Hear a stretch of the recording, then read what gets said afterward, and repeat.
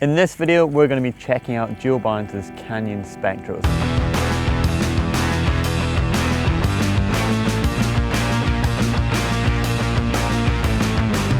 Looking at the details in the frame, it's got 140mm of travel, it's a full carbon rear triangle and also a front triangle as well. So it's a full carbon bike and that's what makes it super lightweight. Moving on to the cockpit, the first thing that I'm spotting is Joe has got a super low front end. It's actually got a custom top cap to get that stem absolutely slammed. There's not a single spacer there between the headset and also the stem. It's got a Renthal 50mm apex stem and he's got a set of Renthal Fatbar Lite carbon handlebars and they're 740mm wide. Got a set of Ergon grips and they've got a gel feel to them as well. Quite thin but really soft and comforting. It's got a set of Guide Ultimate brakes and also on that Sram XX1 system. But I am noticing that he's got a couple of extra remotes here. He's actually got one for a lockout on the rear shock and he's also got one for his reverb. It's all covered in grip tape so that when Joe does need to use it, his finger's actually not going to slip off. That's a great hack. Coming down to the wheels, Joe's Spectral is 650B. These Mavic charged tyres are 2.4 inches wide and the tyres are put onto a set of Mavic Crossmax XL rims.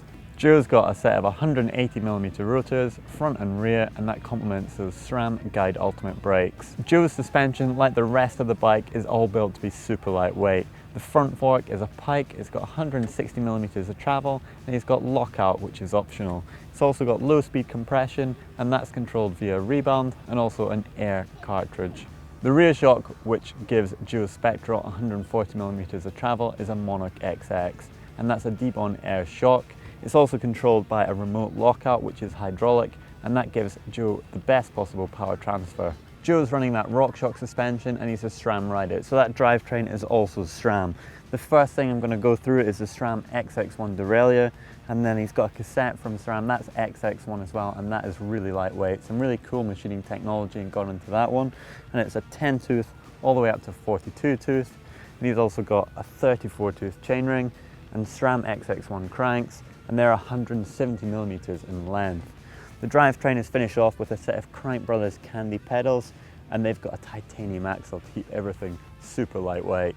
For extra security, Joe's not going to risk anything, so he's got a top guide, but interestingly he's not actually got a bash plate, and that's just to reduce any weight and make it as light as possible.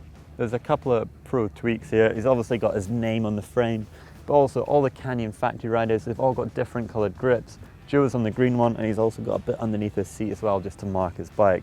He's got a Rockshox reverb and that's finished off with an Ergon Pro Carbon saddle. So Joe, just checked out your Spectral. It is super nice. Couple of questions for you. What made you go for the lightweight bike this round? Just purely because the hill's pretty small here and it's also not that steep a gradient, so all your carrying momentum is basically the key to this race for me. So if I've got a smaller bike, not only does it accelerate quicker, but you can pump the terrain slightly more efficiently, so that's all. So I'm going to ask you a little bit about tyre pressures. What do you run front and rear? Yeah, so I run quite a big difference in pressures, so 22 psi in the front, 29 in the rear.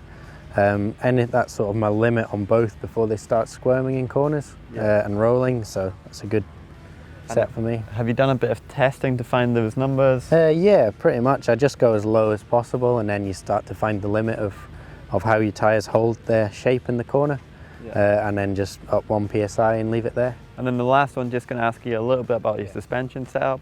How do you use your lockout and when do you decide that you want to use it? So yeah, I've got the lockout on the rear shock with a really handy little lever by my shifter there. So it's very instant for me. If there's on these stages, there's particularly downhill sections linked together by short powerful pedals. So I just quick push of the button, power for 10 seconds even, and then push the button again and back down. Thanks Joe for letting us check out your bike. Thanks for having me. Look forward to seeing how you can do it in the Enduro World Series this year.